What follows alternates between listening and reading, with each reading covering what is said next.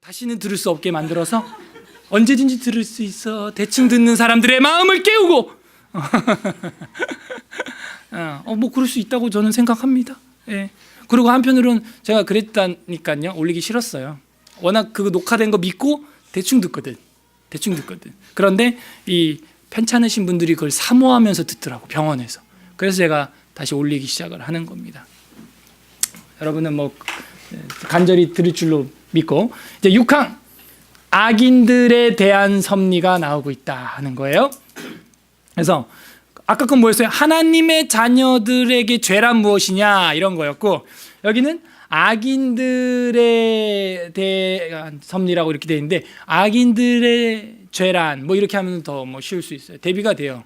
5항, 6항, 7항이, 자, 5항은 하나님의 자녀의 죄, 6항은 악인들의 죄, 7항은 교회를 이끄는 하나님의 섭리, 이러면서 이제 끝나요.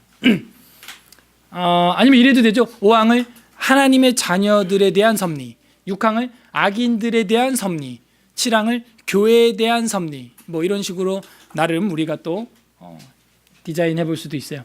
어쨌든 주된 내용은 같으니까 길어도 읽어야 되는 거예요.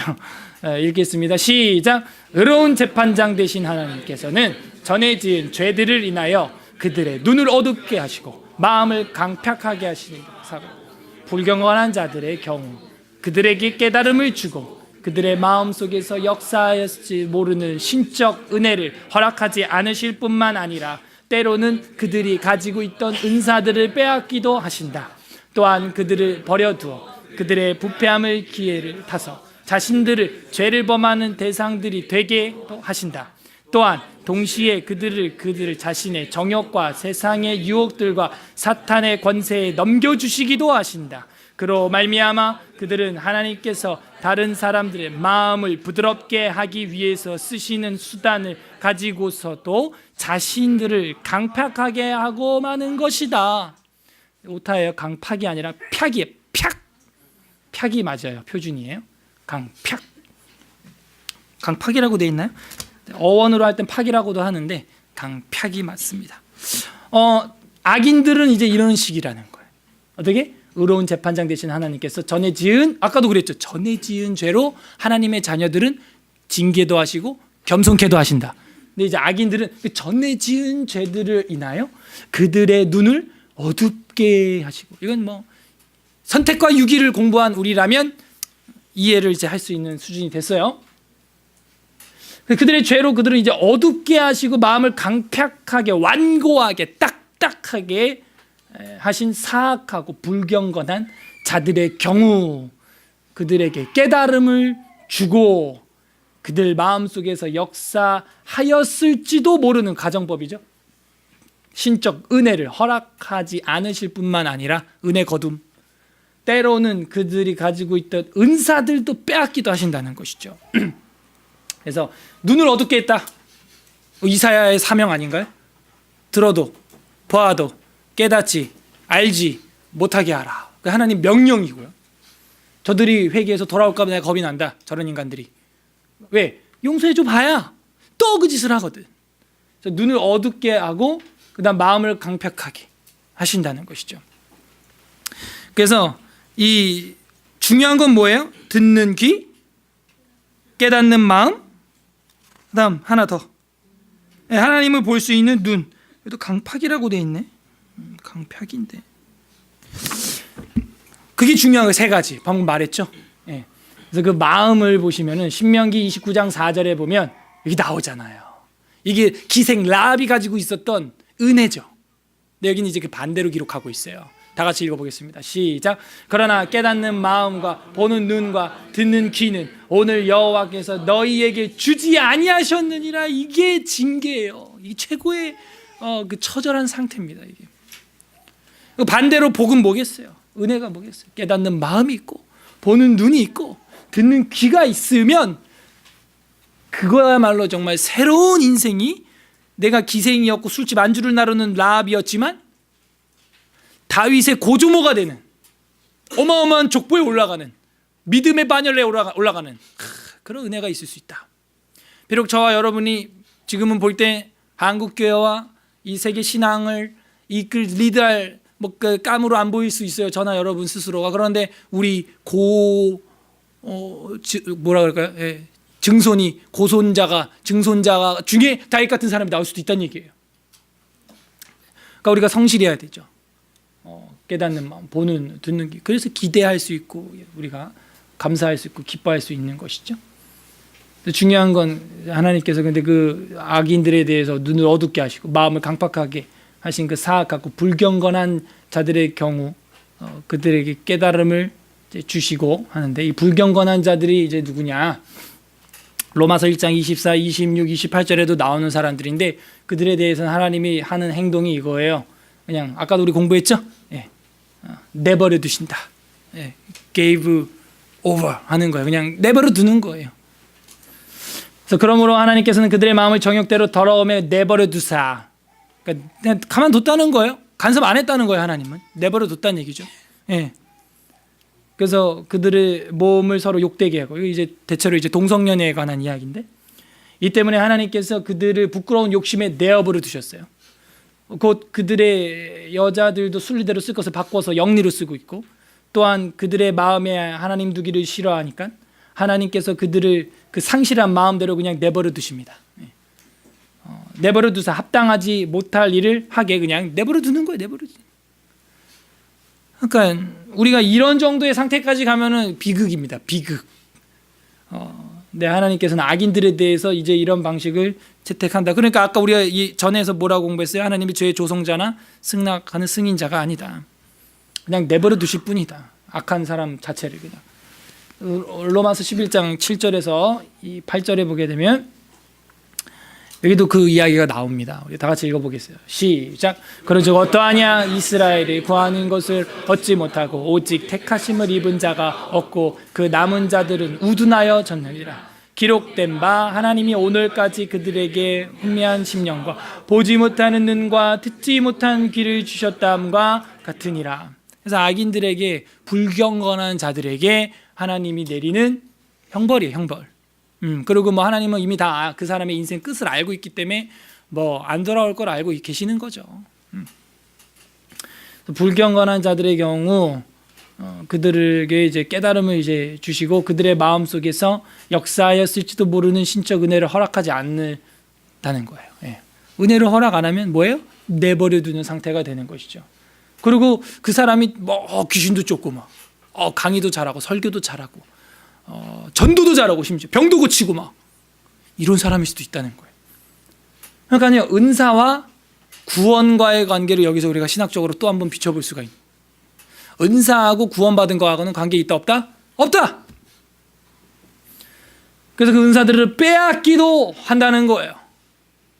마태복음 13장 12절 읽어보겠습니다. 이게 이제 달란트 비유거든요. 5, 셋, 1달란트 받은 자. 시작. 무릇 있는 자는 받아 넉넉하게, 없는 자는 빼앗기리라. 이게 무슨 얘기냐면 그 달란트를 받은 사람 중에서 있는 자들이죠. 5개, 3개 있는 자들이 뭐 1개는 없는 건가? 1개도 있는 건데 여기 5개, 3개 받은 사람들은 어떻게 했느냐? 뭐 망할 수도 있지만 열심히 그거를 활용해서 경영을 한 거예요. 그게 뭐냐? 주인에게 받은 종이 할 성실한 임무죠. 그 성실, 충실, 이게 뭐예요? 헬라어로 피스토스라는 건데 그것이 믿음이라는 말이랑 동의어예요. 성실함, 충성, 진실함, 믿음. 그러니까 5달란트, 3달란트 받은 종들은 어떤 종들이었던 거예요?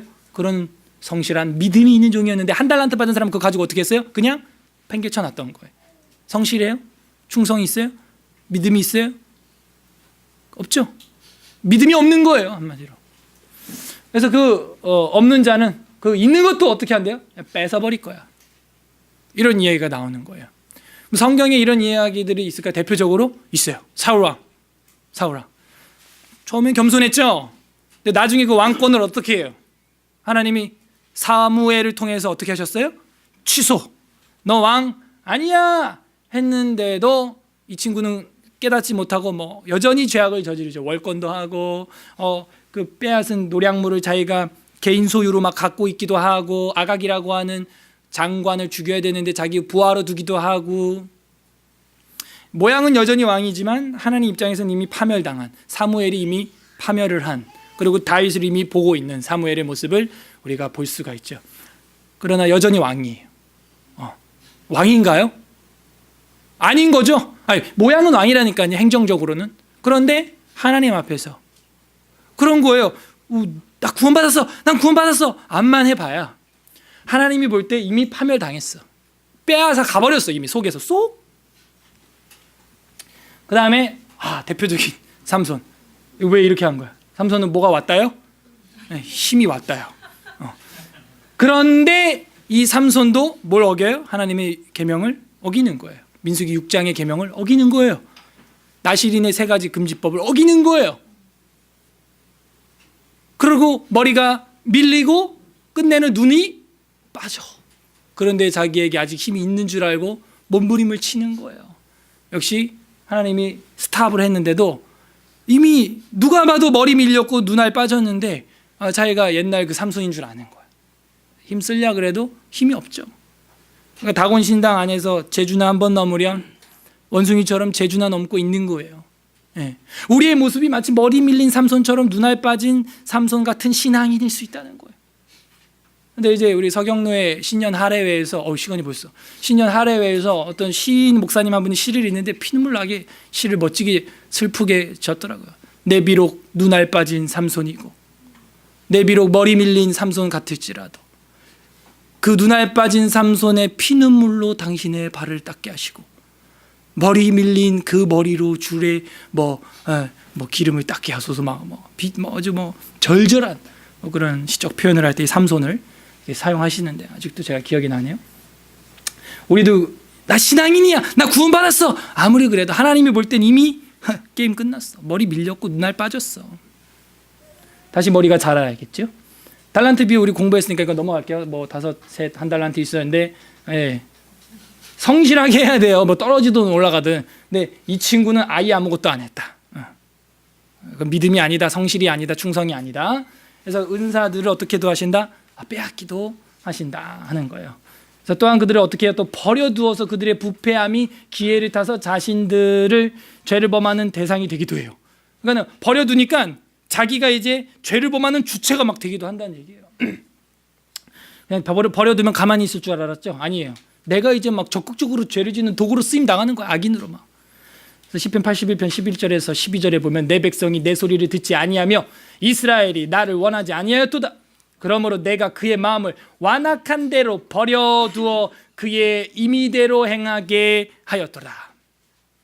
버려둔다는 말은 우리가 많이 봤으니까 넘어가고, 그다음에 죄를 범하는 대상이 된다라는 말이 어떤 경우냐 하는 걸 좀 볼게요. 내가 그 악인이 죄를 범하는 대상이 되기도 한다는 거예요. 신명기 2장 30절에 보게 되면 헤스본 왕 시온이 우리가 통과하기를 허락지 아니하였으니 이는 네 하나님 여호와께서 그를 내 손에 넘기시려고 그의 성품을 완악하게 하셨고 길 통과 못해. 그래서 그 마음을 완악하게 하셨다는 거예요. 길 통과 못해. 그리고 왜 그렇게 했다는 거예요? 그 왕을, 그 나라를 너에게 넘기려고. 그래서 그 헤스본 왕 시온이 그렇게 쓰임 당하고 있는 거예요. 지금 죄의 주체로. 그의 마음을 완고하게 하셨음을 오늘날과 같으니라. 많아요. 이런 거 긴데 이거 뭐냐면은 이제 하사일이라고 하는 아람의 왕이 이제 전에는 군인이었죠. 근데 이 하사엘이 이르되 내 주여 어찌하여 우시나이까 하면서 엘리사한테 얘기를 하는 거예요. 그랬더니 엘리사가 뭐라 그러냐면은 네가 악을 이제 행할 것을 내가 알기 때문이고, 칼로 사람들을 죽이고 불 지르고 어린아이를 맺히고 임산부의 배를 가르고 그럴 거야. 그랬더니 그 하사엘 군인이 내가 개 같은 사람인데 개만도 못한 종인데 무엇이기에 이런 큰일을 내가 하겠습니까? 쿠데타를 내가 어떻게 하겠습니까? 엘리사가 대답하되 여호와께서 네가 아람 왕이 될 것을 내게 알리셨다. 결국에는 이 하사엘이 어떻게 하냐면 벤하닷이라고 하는 자기 주인을 죽여요. 이불을 물 적셔가지고 질식사 시킨 다음에 결국 이 잔인한 일들을 자기가 막 다 행합니다. 그러니까 이 하사엘은 악인인 것이죠. 지금 말로는 내가 개 같은 이렇게 천한 인간인데 어떻게 그걸 합니까? 해놓고도 속에는 있는 거야. 그게 다. 그 악인은 하나님이 또 그렇게 범하는 대상이 되게, 주체가 또 되게 도하신다. 뭐 바로 왕도 마찬가지고 가룟 유다도 마찬가지고 적그리스도 마찬가지겠죠. 또한 동시에 그들 자신의 정욕과 세상의 유혹들과 사탄의 권세에 또 넘겨주시기도 하세요. 하나님 누구를? 그 악인들을. 그게 하나님의 악인들에 대한 섭리예요. 어떻게? 사탄에게 뭐한다? 넘겨버린다는 거예요. 그런 구절들이 성경에 종종 나와요. 바울도 그런 말을 하죠. 내가 후메네오와 알렉산더를 사탄에게 내어준 것은 더 이상 죄를 그만 짓게 하고 그의 영혼은 구원받게 하려 합니다. 뭐 이런 말도 있어요. 빨리 회개해서, 아니면 회개하고 빨리 일찍 죽어서 그 육체는 빨리 죽고 영혼은 구원받게, 뭐 그런 것도 있고, 또 여기 데살로니가후서 2장 9에서 12절을 보게 되면 이거 굉장히 중요하면서도 무서우면서도 우리에게 경계가 되고 다음 한국교회 신비주의를 타파할 수 있는 그런 구절 중에 하나입니다. 다 같이 읽어보겠습니다. 길지만 시작.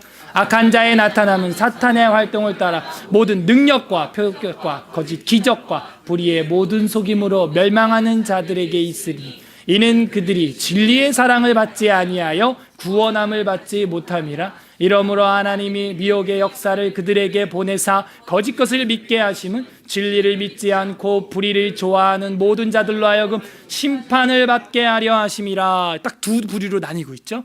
사탄의 활동을 따라서 능력, 표적, 기적들이 불의의 모든 속임으로 멸망하는 자들에게 나타난다는 거예요. 지금 그런 집회가 많이 있죠. 예, 능력, 표적, 거짓, 기적들이 일어나는데 그 사람들은 누구다? 진리에 뭘 받지 않아요? 사랑을 받지 않아요. 여러분 지금 진리를 배우고 있어요. 하나님은 헤세드, 아하브, 성경을 통해서 God is love, 호데오스 아가페 에스틴, 하나님은 사랑이시라.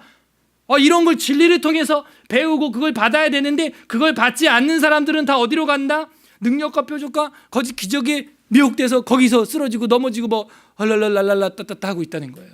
사탄의 활동을 따라 나타난 건데 그렇게 두 갈래로 갈려요. 앞으로 신앙은 지금도 갈려 있고, 뭐냐? 진리의 사랑을 따박따박 배우는 여러분 같은 사람들이 있고, 이제 밖에서 능력과 표적과 기적에 막 금리빨 금가루 막 여기 막 눈이 돌아가는 이런 부류가 있다는 거예요. 근데 금리빨 금가루에 돌아간 사람들은 대부분 뭐다? 그들이 진리의 사랑을 받지 아니하여 어떤 사람들?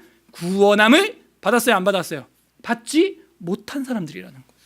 그래서 이걸 하나님이 어떻게 했대요? 허락했다는 거예요. 미혹의 역사를 그들에게 보내사 거짓 것을 믿게 하시면 뭘 또 믿지 않아요? 진리를 믿지 않고 불의를 좋아하는 모든 자들로 하여금 심판받게 하려고 그렇게 장치를 딱 해놨다는 거예요. 구원받은 하나님의 자녀들은 죄를 지으면 겸손하고 경성하고 더 하나님을 친밀하게 견실하게 의존하고 더 성경을 파고 연구하고 너희가 성경을 통하여 영생을 얻는 줄로 알고 그걸 연구하거니와 이것이 나에 대해 말하는 것이라 하면서 그런 걸 날마다 깨닫고 하는데, 악한 자들은 어떻게? 구원함을 받지 못했기 때문에 진리의 사랑엔 관심 없고 공부하고 진리를 연구하는 데는 관심이 없고 능력과 표적과 거짓 기적 판타지 같은 거에만 관심이 있다는 거예요. 거기에 하나님이 넘겨버렸다는 거예요. 그게 방금 사탄에게 사탄의 권세에 넘겨주시기도 하신다. 이거 400년 전에 기록된 교리라고 하기엔 오늘을 완전 보고 쓰는 것 같잖아요. 그냥. 그러고 말미암아 그들은 하나님께서 다른 사람들의 마음을 부드럽게 하기 위해서 쓰시는 수단을 가지고도 강팍하게 한다는 거예요. 이게 어려운 말인데 쉬워요. 뭐냐면 마음을 말하는 거예요. 우리 그리스도인들의 삶과 마음은 그리스도의 향기죠. 부드럽게 하는 향기인데 그렇게 써야 되는 마음을, 그 수단을 가지고도 자신들의 마음을 강팍하게 한다는 거예요. 악인들은 완고하게 한다는 거예요. 원래 부드럽게 써야 되는 건데. 그래서 고린도후서 2장 15절에서 16절에 보면은 우리는 구원받는 자들에게나 망하는 자들에게나 하나님 앞에서 그리스도의 향기, 부드러운 향이 나야 되는 사람들이다. 이 사람에게는 사망으로부터 사망에 이르는 냄새요, 저 사람에게는 생명으로부터 생명에 이르는 냄새라. 그래서 하나님의 자녀와 악인들에게 우리가 피는 이 향이 두 개로 이제 완전 갈린다는 거예요. 생명의 향으로, 어떤 에게는 사망의 향으로. 그렇게 부드럽게 우리가 살아야 하는데 그들은 어떻게 자신들을 강팍하게 했다 하는 것이죠. 그래서 이건 뭐 바로 이야기인데 다 같이 읽어보죠. 시작. 내가 바로의 마음을 완악하게 하고 내 표징과 내 이적을 애굽 땅에서 많이 행할 것이나, 이렇게 나와요. 그래서 강팍하게 하는 장면 많죠. 출애굽기 8장 15절에도 그러나 바로가 숨을 쉴 수 있게 됨을 보았을 때 그 마음을 또 완강하게 하는 거예요. 이제 괜찮다, 이제 징계가 지나간다 하니까 또 마음을 완강하게 하고, 부드럽게 먹어야지. 근데 그걸 강팍하게 먹는 거예요. 또 나와요. 8장 32절에도 그러나 바로가 이때에도 그의 마음을 완강하게 하여 부드럽게 해야지. 이제는 10번 맞았으면. 근데 여전히 완강하게 하는 거예요. 부드럽게 쓸 수 있는 것인데. 그래서 그거 강팍하게 하고 마는 것이다. 그럼 이제 끝났어요. 5항은 신자들에 대한 섭리, 하나님의 자녀에 대한 섭리고, 6항은 악인들에 대해서 다루신 하나님의 섭리를 봤어요. 이 모든 것들이 그러면은 이제 최종적으로 무엇을 위해 있냐 하면서 끝나게 되는데, 이걸 해야 이제 끝난다는 거죠. 제7항 교회에 대한 섭리였다. 이게 모두 다 같이 한번 뭐 짧죠? 볼 것도 한 2절밖에 없어요. 읽어보겠습니다. 시작. 하나님의 섭리가 일반적으로 모든 피조물들에게 미치는 것처럼 하나님은 가장 특별한 방식을 따라 그의 섭리로 자기 교회를 돌보시며 모든 일들을 교회의 유익이 되게 처리하신다. 그래서 하나님의 그 섭리 중에 이 모든 것들이 뭐다? 이게 다 종합적으로 교회에 대한 섭리다. 악인들, 하나님의 자녀들 허용하는 거, 제한하는 거 등등 이 모든 걸 다 우리가 섭리죠. 그래서 제가 오늘 설교 제목을 섭리의 바다 이렇게 한 거예요. 하나님이 섭리하지 않는 곳은 선인이나 악인 사이에서 없다. 하나님이 섭리하지 아니하는 곳은 없다. 온통 하나님의 섭리의 바다에 잠겨 있다. 그래서 오늘 오후 설교 제목이 섭리의 바다라고 해본 거예요. 근데 결국에는 그게 다 교회를 이루기 위한 교회에 대한 섭리였다. 궁극적으로. 하나님의 섭리가 일반적으로는 모든 피조물들에게 미치는 것처럼, 그죠? 모든 피조물에게 미쳐요. 온통 바다에 그냥 빠져 있는 것처럼. 예. 하나님은 가장 특별한 방식을 따라서 그의 섭리로 결국은 뭐 하자는 거예요? 교회를 돌보기 위해서. 교회를. 그래서 역대하 7장 16절에 보게 되면은 다 같이 읽죠. 시작. 이는 내가 이미 이 성전을 택하고 거룩하게 하여 내 이름을 여기에 영원히 있게 하였음이라. 내 눈과 내 마음이 항상 여기에 있으리라. 물론 이건 솔로몬 성전이지만 궁극적으로는 저와 여러분이 교회로서의 성전의 역할을 하면서 하나님의 이름, 하나님의 눈이 이제 여기를 저희를 항상 이제 향하고 있게 되는 것이죠. 마태복음 16장 18절 읽어볼까요? 시작. 또 내가 네게 이르노니 너는 베드로라. 내가 이 반석 위에 내 교회를 세우리니 음부의 권세가 이기지 못하리라. 이 지옥이라는 말이에요. 지옥의 권세가 이기지 못해. 왜? 이 교회는 저랑 여러분 교회가 아니라 누구 교회예요? 내 교회, 예수님 교회란 얘기입니다. 그리고 누가 세운대요? 내가 이 반석 위에 내 교회를 세울 거야. 남궁현우 교회를 세울 거야. 서울 에스라 교회를 세울 거야. 그게 아니고 예수님의 교회예요. 여기는 담임도 사실은 담임도 예수님이 담임이시고 예수님이 당회장인 것이죠. 저는 다만 설교자로서 이 교회를 대표자로서 그냥 대리 역할을, 대표성을 띤 대리 역할을 할 뿐인 것이죠. 그래서 결국에는 교회를 돌보시면서 모든 일들을 교회의 유익이 되게 하기 위하여 이렇게 다 섭리를 하시는 것이다. 자, 오늘 우리 마지막 구절입니다. 다 같이 읽겠습니다. 로마서 8장 28절 아까 읽었던 본문이죠. 시작. 우리가 알거니와 하나님을 사랑하는 자고 그의 뜻대로 부르심을 입은 자들에게는 모든 것이 합력하여 선을 이루느니라. 이게 섭리예요. 그 악인들, 그 하나님의 자녀들의 징계, 겸손, 뭐 견실한 거, 의존케 하는 거, 경성케 하는 거, 뭐 이 모든 것들을 통해서 심지어 사탄에게 내어주는 것까지도 모든 걸 통해서 하나님의 교회를 위하여 모든 것을 협력하여 선을 이루게 하기 위한 것, 그게 섭리라 그랬잖아요. 선을 이루게 하려 하나님의 능력, 하나님의 선하심, 그런 게 섭리 안에 나타나 있다 그랬죠. 결국에는 이 교회의 유익이 되게 처리하신다. 섭리의 의미가 뭐였어요? 보존, 통치, 처리, 그런 거 있다 그랬죠. 결국 그러면서 7항 하면서 섭리 파트가 끝난 겁니다. 그래서 이거를 같이 이렇게 한 번에 쫙 봐야 우리가 이해가 돼요. 안 그러면 막 자꾸 질문이 생겨요. 악인들의 죄는, 하나님 자녀들의 죄는 뭐지? 교회는 뭐지? 저 세상은 뭐지? 자꾸 이렇게 산발적으로 질문이 생기기 때문에 이거를 4항부터 4, 5, 6, 7항을 지금 한 번에 이렇게 봐서 정리를 끝냈어요. 이것이 이제 5장 섭리에 관한 거였는데 오늘로써 섭리는 끝을 내고 이제 다음부터는 6장이 시작이 되는데요. 이제부터는 정말 쉽다. 그래서 이 6장부터는요, 여러분 이제 이렇게 소위 우리의 이 차원으로 이해 못할 것들은 거의 없고 계시에 의존하여서 인간의 타락과 죄와 형벌, 창조, 타락, 심판, 분산, 아브라함, 이삭, 야곱, 요셉 한 것처럼 인간의 타락과 죄와 형벌, 뭐 사형리도 있고 뭐 등등등 여러분 풍월이 많잖아요.